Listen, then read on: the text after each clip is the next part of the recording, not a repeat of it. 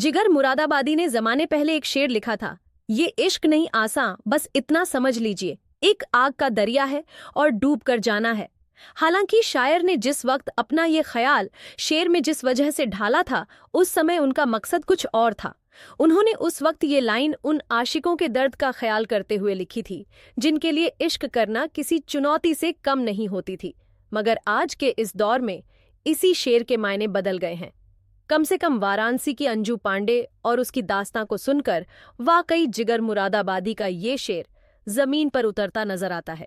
नमस्कार दोस्तों, मैं ज़ेबा आरजू। कहानी में आगे बढ़ने से पहले छोटी सी गुजारिश है, वीडियो को लाइक कर दीजिए, शेयर करें, चैनल को सब्सक्राइब जरूर करें। तो चलिए शुरू करते हैं।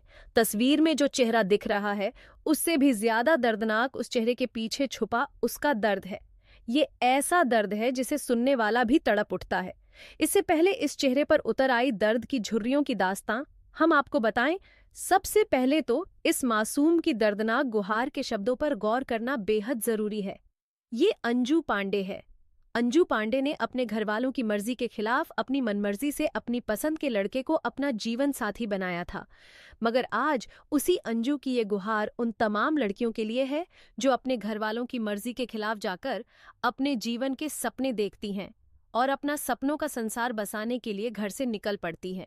अंजू का कहना है, कोई भी अपने माँ बाप का कहना मत टालना, कभी लव मैरिज मत करना, क्योंकि लव मैरिज से बड़ा पाप कोई नहीं है।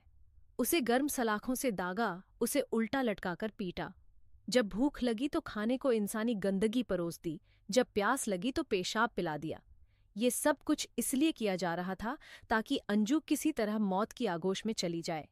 किस्मत से अंजू ने जिंदगी की डोर को मजबूती से पकड़े रखा और किसी तरह उन जालिमों के चंगुल से निकल भागी और अब अपने मायके में बैठी इंसाफ की तरफ टकटकी लगाए देख रही है। आखिर अंजू को ये कहने की नौबत क्यों आई? ऐसा अंजू के साथ क्या हुआ जिसने उस लड़की को प्यार जैसे पाक शब्द के साथ नफरत करने को मजबूर कर दिया? तो इसकी एक लंबी और दर्दनाक दास्तां है। अंजू की जो हालत आप इस वक्त देख रहे हैं, अंजू हमेशा से ऐसी नहीं थी। उसकी पुरानी तस्वीरें देखकर किसी को भी यकीन नहीं होगा कि ये बेबस और बेचारी सी दिखने वाली अंजू भी कभी बाकी लड़कियों की ही तरह हंसती खेलती और अपनी जिंदगी में चांद सितारों को अपने दामन में समेटने का न सिर्फ सपना देखती थी, बल्कि जमाने भर की खुशियों को अपने कदमों में बिछाने का माद्दा भी रखती थी। लेकिन वक्त का सितम देखिए, सब कुछ कर सकने में सक्षम ये अंजू आज बेबस और लाचार है। इस बेहद खूबसूरत सी दिखने वाली अंजू की जिंदगी उस वक्त नर्क बन गई जब उसने अपने घर वालों की मर्जी के खिलाफ अपनी मर्जी के लड़के से शादी करने का इरादा किया था। उसकी शादी से पहले की तस्वीर और शादी के बाद की हालत को देखकर कोई भी इस बात का अंदाजा लगा सकता है कि इस मासूम ने जमाने भर के जुल्म सहे हैं और ये जुल्म देने वाले कोई और नहीं, खुद उसके पति और उसके ससुराल के लोग हैं, जिन्होंने इस पर हर किस्म का कहर बरपाया। लव मैरिज के बाद दहेज में मायके से 4 लाख रुपए न मंगवा पाने पर एक विवाहिता का जीवन उसकी ससुराल के लोगों ने नर्क बना दिया। अंजू पांडे ने पुलिस को बताया कि उनकी लव मैरिज हुई थी।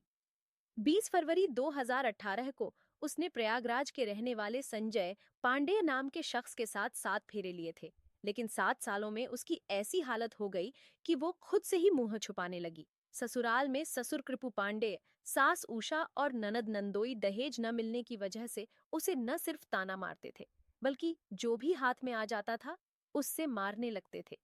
इतना जुल्म और सितम ढाने के बाद भी ससुराल के लोग अंजू से अपने मायके से 5 लाख रुपए मंगवाने का जोर डालते रहे। खुलासा यही है कि अंजू के ससुराल के लोग जमीन खरीद सकें। इसी मारपीट के सिलसिले के बीच 15 फरवरी 2019 को अंजू ने एक पुत्र को जन्म दिया। इसके बावजूद दहेज के लिए जुल्मों सितम का सिलसिला जारी रहा।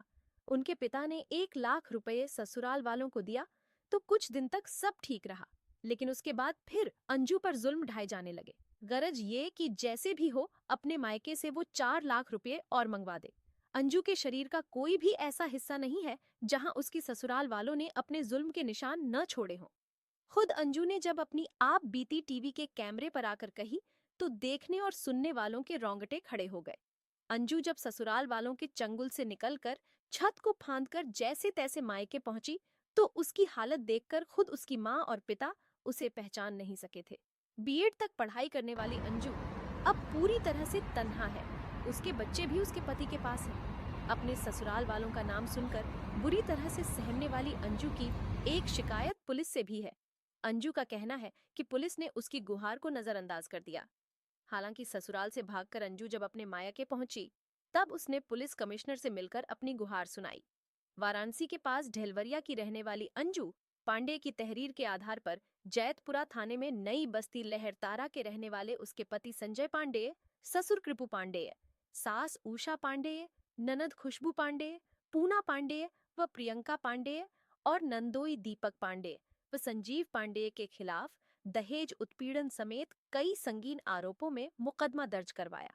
इतना ही नहीं, अंजू को अब ये कहने में जरा भी हिचक नहीं होती कि उसके ससुराल वालों का वही हाल होना चाहिए जो उन सब ने मिलकर उसका हाल किया है।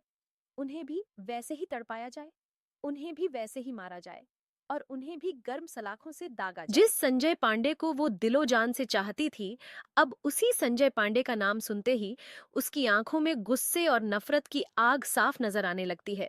कई महीनों तक अस्पताल में अपना इलाज करवाने के बाद अब अंजू की बस एक ही चाहत है। 26 साल की हो चुकी अंजू के लिए ये जिंदगी करीब करीब नर्क बन चुकी है।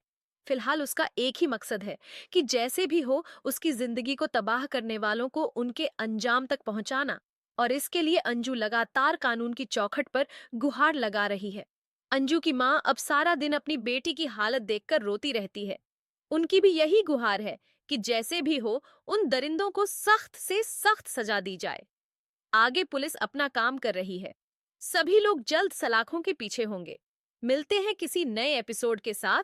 तब तक के लिए इजाजत दीजिए। धन्यवाद।